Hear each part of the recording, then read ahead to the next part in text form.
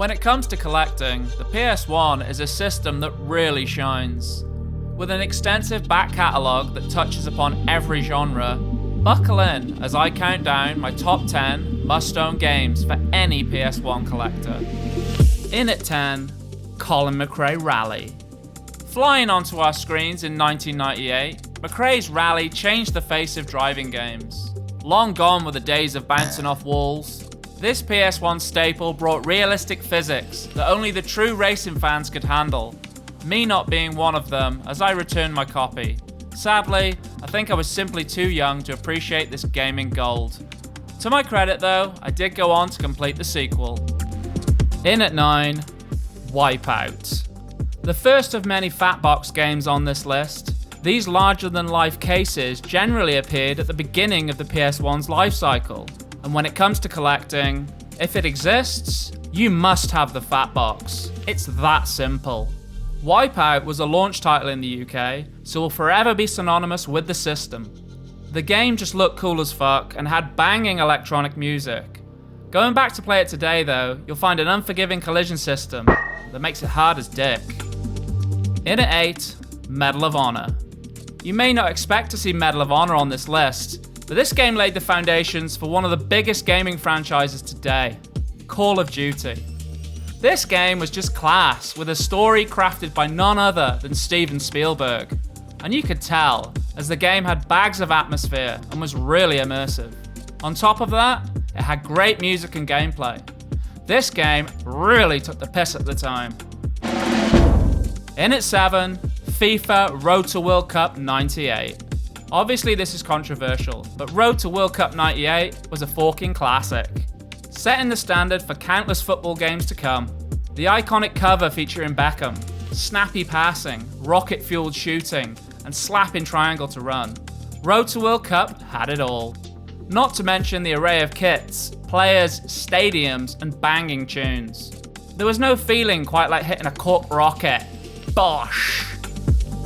In at 6, Silent Hill. Obviously Silent Hill has gone on to be a legendary horror franchise in the gaming world, spawning films, figures, and probably a few psychopaths. I would tell you how great this game is, but I've barely played it, because it's simply too scary. It made me jump while editing this video, no cap. That said, I'm more than aware of its rep, and therefore it had to be on the list. This game made Resident Evil look like Kirby's Dream Land, and that ain't right. If there's one video game character I'd love to party with, it's a man like Harry Mason. In at 5, Metal Gear Solid. When I originally played this game, I was blown away. When I last played it, on the PS1 Mini, I was blown away. Again. In short, the game bangs.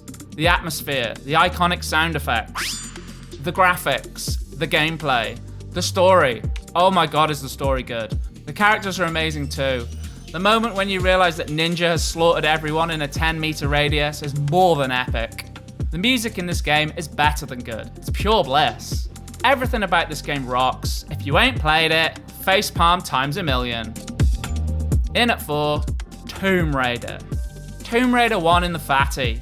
When it comes to PS1, this game is as iconic as it gets.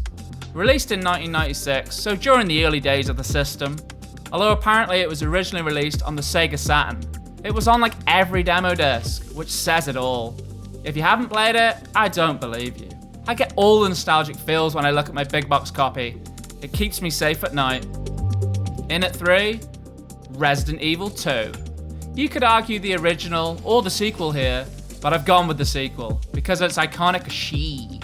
I haven't actually played the original much to be honest, but I have completed the remake, so I'm classed as a true fan. Resident Evil is scary as shit. The infamous scene where you meet the Licker, Marvin kicking back injured in reception, the legendary skull artwork on the cover. They don't make artwork like that anymore. Hell, they don't make games like this anymore. It's all there in spades. In at 2, Tekken 2. Wow, what a game. And in the fat box as well. This is another title that just gets me right in the nostalgics. I have to say, for me, this game is one of the most atmospheric, and I'm talking of all time.